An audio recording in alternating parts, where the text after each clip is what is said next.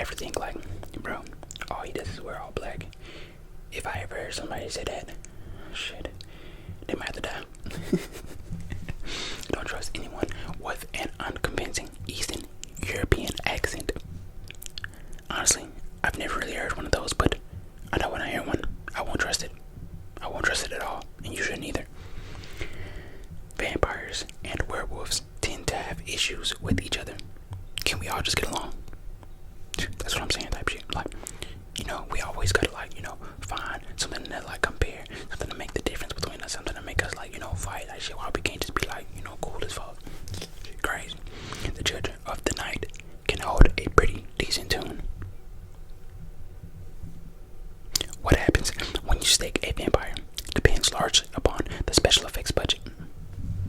What your budget look like? The cooler the nightclub, the more likely it is that vampires are running it. I'm letting you know everything you need to know in life. So if you go to a nightclub and that motherfucker punky, that motherfucker jamming out, you lit as fuck. This for my older people. You lit as fuck, you jamming out, you feel like you just had the time of your life. Vampires most likely running it. The difference between I skipped one. Vampires who mourn lost loves and feel bad about drinking blood are basically the pussies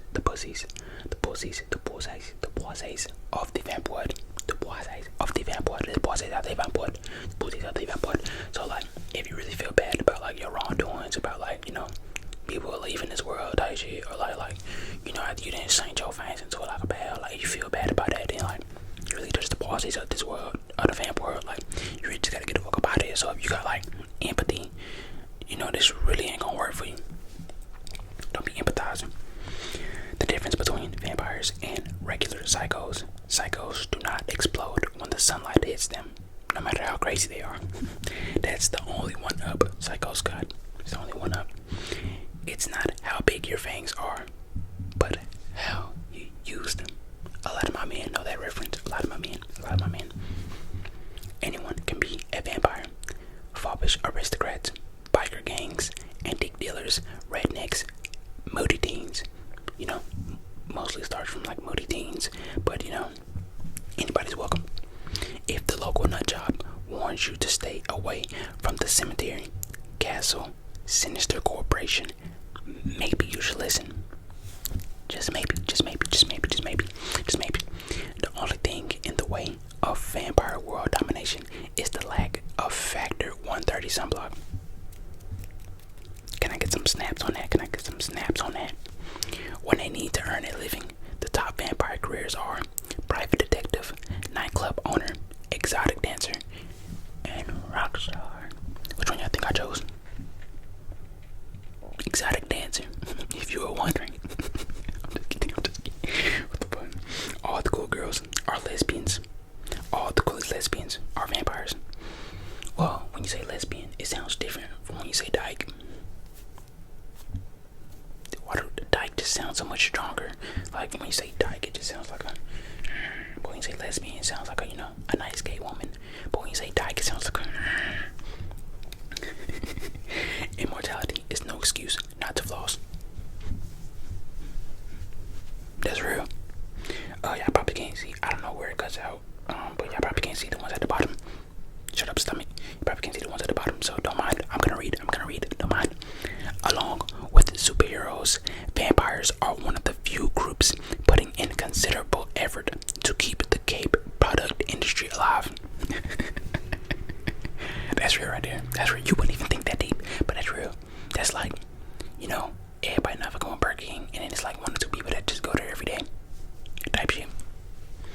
Vampires are a positive role model for pensioners, hundreds of years old but rarely seen forming massive queues at the post office. And I guess last one that you can't even see, virgins taste better. Considerably what time we are in. I don't think saying that out loud, really goes with the quarry, but this is how you be a vampire, and what you should know about vampires. So if you ever wanted to put an application. But now it's really a lifestyle that just becomes one. You just gotta really see how long your canines is. If they ain't long enough,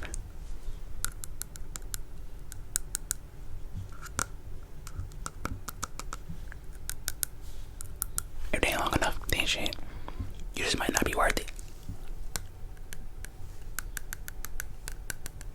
It's yours long enough, cuz. Shit, my laptop, well, desktop just went out.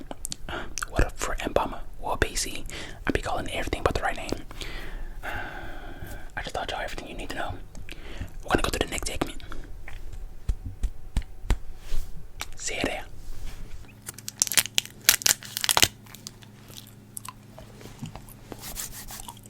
What's good? How you doing? How you doing? Oh, you screwing? Today, I'm gonna be doing some kind and reading true horror stories that will give you nightmares. Supposedly, I'm on board panda.com, and you know what else better to do other than read some horror stories for a month like this. Number one, help me. A few years ago, my boss went on holiday for a couple weeks to Spain.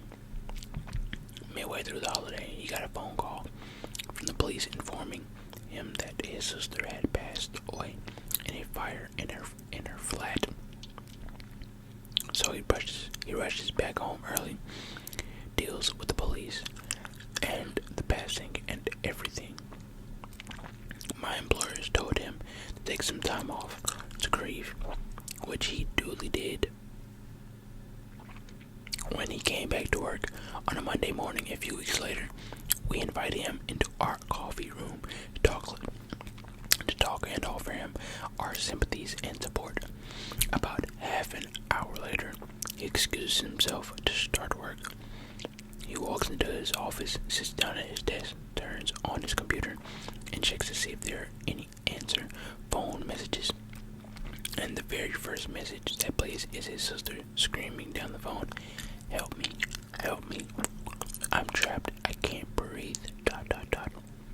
Still sends chills down my spine to think about it. As you can imagine, he was pretty traumatized. And I'm not gonna lie, and realistically thinking, that would be pretty traumatizing.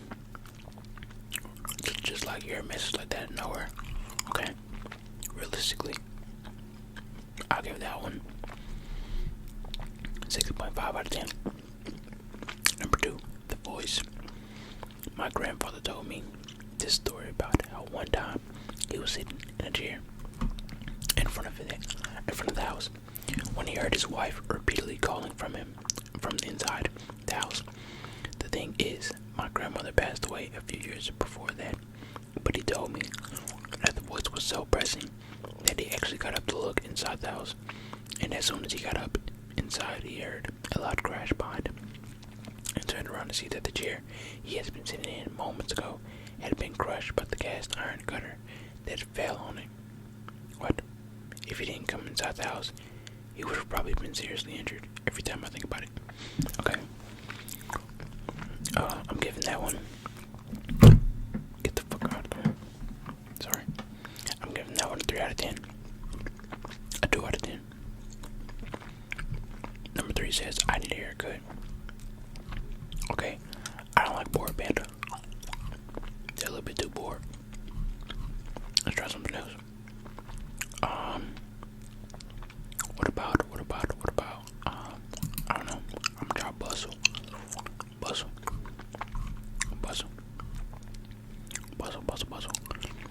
Patient 0. These are actually books. Oh my god. Embarrassing. Thought for read something scary. Come on, give me some. Why is board panda only one? There we go. Let's try this one. 67 scary stories. The Bell in the Dark. Oh no. Is this one of them? Big mask. What the fuck with them adventure? I guess so. Our old house was on a corner and in lieu of a backyard had a side yard.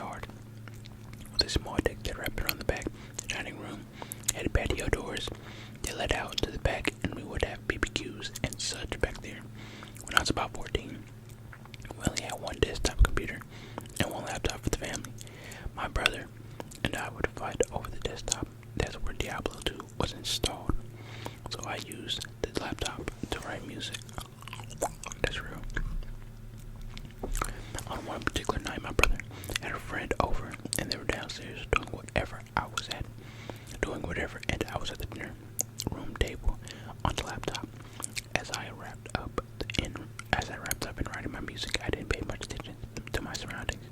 I heard a knock on the patio door, which startled me. I looked up, expecting my brother or his friend. The basement had a door that led to the back deck as well. Standing at the door, waving was a person, could not tell the sex or age, wearing a Halloween pig mask. Dun, dun, dun.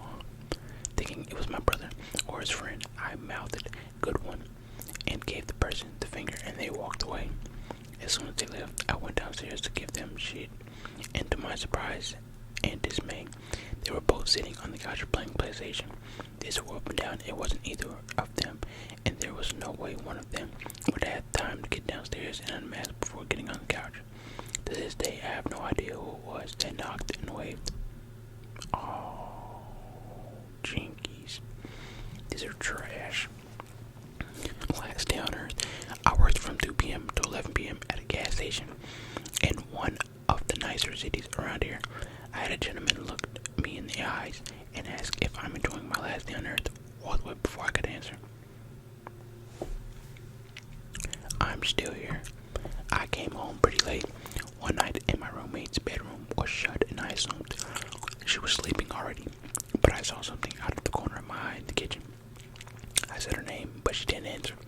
I didn't think anything of it, so I walked into my room, and before I turned the light on, something whispered, "I'm still here." I turned on the light in my room, but nothing was there, so I turned on every light in my house and knocked on my roommate's door and eventually opened it, but she wasn't there, so I left her light on too and slept with all the lights on. When she came back the next morning, I asked her if she was messing with me and started crying, and she left because something was in the house messing with her and she had to get out.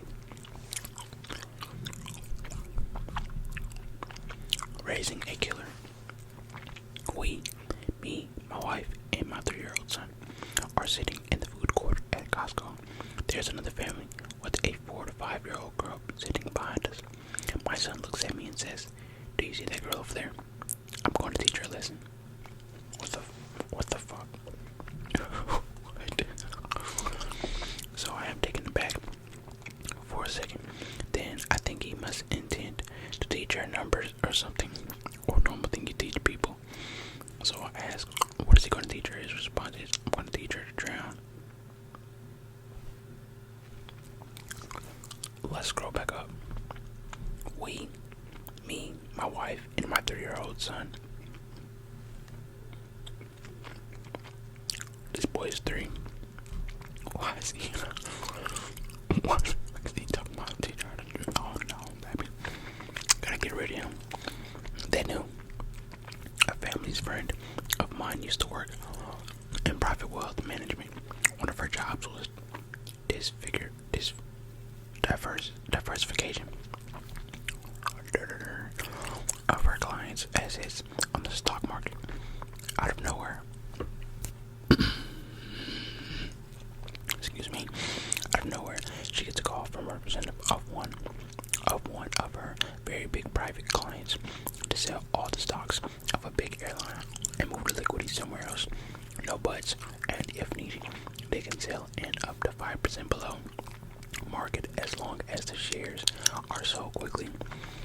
This was extremely weird, as the stock price of the company was pretty stable, and specifically, this client's portfolio was heavily hedged with a stake, but she didn't think much of it. Oftentimes, her clients did this for personal reasons, such as having a bad experience on a plane of the company or etc.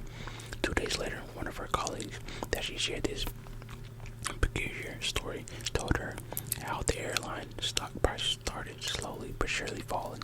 Some people were selling off their shares too, which gladly bought by the market at increasing prices. The next day, the Flight 11 crashed into the North Tower with the... Are we talking about? Okay. What? They knew. Are we talking about 9/11 here? The stock market was closed for another week after that. That took a crazy turn, to be honest. went camping by myself in Maine. One night I woke up at like 3 a.m.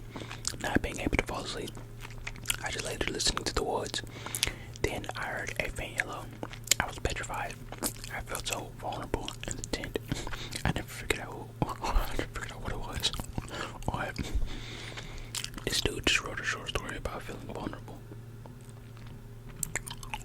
Grown man, by the way. Would you like to come live in my basement? When I was 17 and worked in retail as a cashier, I had a very old couple come through my line buying a walk.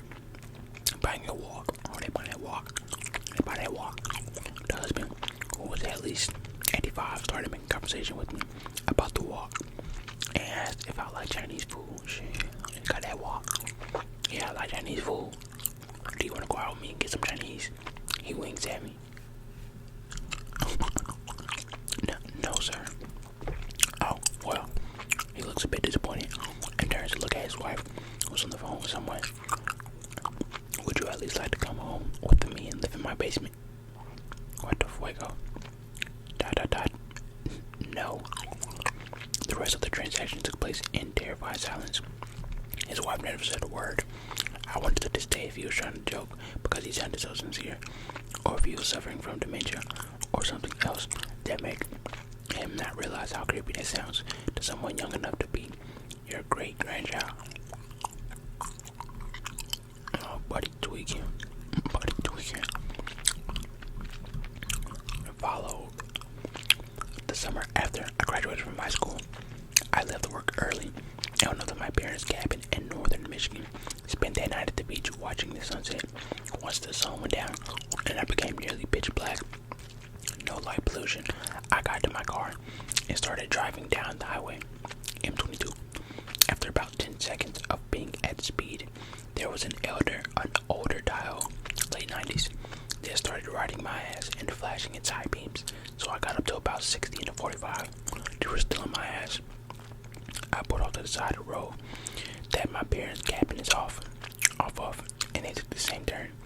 I thought this seemed weird because there's only about 40-30 houses on the road. So I went all the way to the end, which is usually a dead end, but leads to a maintenance area for a golf course nearby. The truck was still following me. At this point, I was freaking out because if I pulled into the house, they'd know where we lived, and they were still following close by. I took a ton of random turns, and the truck kept following every single turn for about 15 minutes. I finally had a chance to make a turn with traffic going through the intersection. That gave me a few seconds of a start. Pulled down the street, went up 100 yards, turned off all my lights and waited. Truck slowly drove by the perpendicular street and kept going. Booked it home, pulled my car around the side away from the main road, and pulled every curve. For an 18-year-old, I was scared as hell that night. I'm not gonna lie, I would be. Shit. I'll never want nothing like that happen to me, I swear. Somebody just follow me. And like sometimes, I swear I don't be paying attention low-key. But like, now when lights be behind me, I be paying attention. But like, do y'all be paying attention when people be driving behind y'all? Bark. This actually happened fairly recently.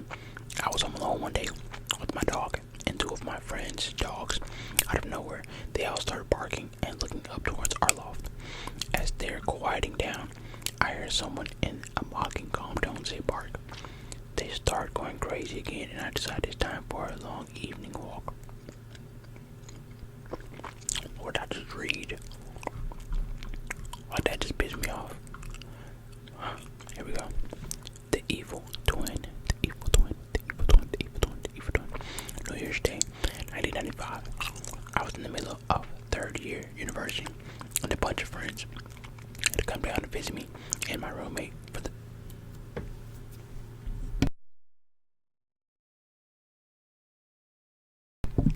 I just had to cough out of nowhere, but fuego. And a bunch of friends had come down to visit me and my roommate for the festivities. We were all pretty hungover from drinking the night before and went out for the usual nice day out.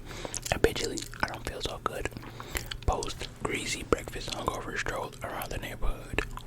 Two of these friends were twin brothers. One of them we hung out with all the time.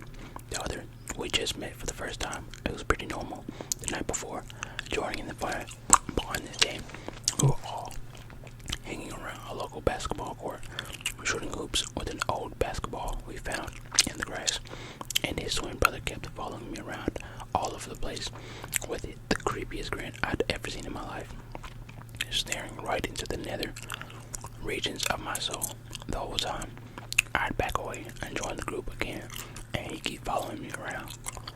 While we were walking back to the apartment, it was just me and him walking down the sidewalk beyond the group, and he moved over in front of me and stared at me with a creepy look again, and fell down to his knees as if to worship me or something. I didn't know what to do. Hey buddy, you alright? We're heading back now, right? And so on. He wouldn't say anything. He'd just be there on his knees, looking up at me with a clenched face and squinted eyes, as if you're looking directly into the sun or something. Later that day, my roomie said he was tripping balls, so I thought nothing of it and moved on with my knuckles. Moved on with my life. A few weeks later, we got a phone call from the twin brother we usually hung out with, and it turned out that his other twin brother went over to his aunt's place with a knife and stabbed her 14 times. She didn't die, but still pretty bad. He had even called the police before going because he knew he was going to do it, but couldn't stop himself from doing it because, the voices and so on. The ensuing court case was widely covered in the media, and this was a relatively smaller community where this sort of thing doesn't happen on a regular basis.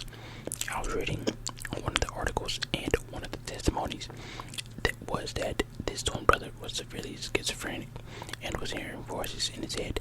He believed to his very bones that his aunt was the devil, and that he had been commanded by God to go and kill her. So, who was this God that told him to go kill her? Well, as the newspaper article described, it was a guy in a group he hung out with on a New Year's Day. Didn't take me long to realize that he was talking about me. This was 22 years ago. I know for a fact it was a mental illness, but just knowing that I had somehow commanded him to go kill his aunt stays with me to this day. Okay, I think he's taking it a little bit too far. I don't think, I think he knows that he didn't command him to go kill his aunt. He said, we're going back to the house, so calm down, buddy. Try to make it sound like the main character. But he did say, it was a guy in the group he hung out with. When he dropped to his knees, it probably was thinking it was this guy. He probably took the words in the wrong way, but that you didn't command him to go do that, so calm down, buddy. But that's crazy. That's crazy. Stab 14 times. 14. Evil twin. Evil eye twin. Evil eye twin. Always look under the bed. My great aunt lived way out in the boonies by an old southern prison. This was way before most people had TV, so she had been listening to the radio and found out that a violent rapist had escaped from the prison nearby. She walked into her bedroom and had one of those old saggy mattresses and felt something under the bed. She said it didn't feel right, and she slowly got off the bed and called the police. When they arrived, they found the rapist under her bed, holding a knife from her kitchen. Damn, he told them he'd been waiting for her to go to sleep so he could rap her, then stab her to death. That's crazy. That,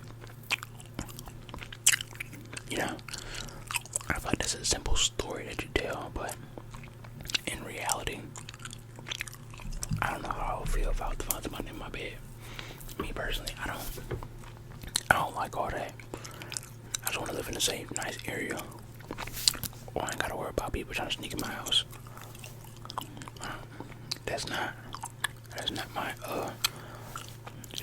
cup of coke. Not at all. Y'all, it's 3 a.m. right now. It's 3 a.m. I'm just doing shit. But that's the last story I'm reading, because these stories have been on and off. And the ones that have been like trash, just been completely trash. But now it's been a couple decent ones, couple decent ones, couple decent ones, couple decent ones. Hopefully y'all enjoyed them. Hopefully y'all enjoyed. I'm just looking through some more on those. The Viper, Scary Stories, Down Dark, The Attic. Yeah, these are, you know, not really stories and lives and all that. I'm just looking around. I don't know. I'm not gonna record another video. I might go watch some anime. Who knows? I'ma see you. Why not see you?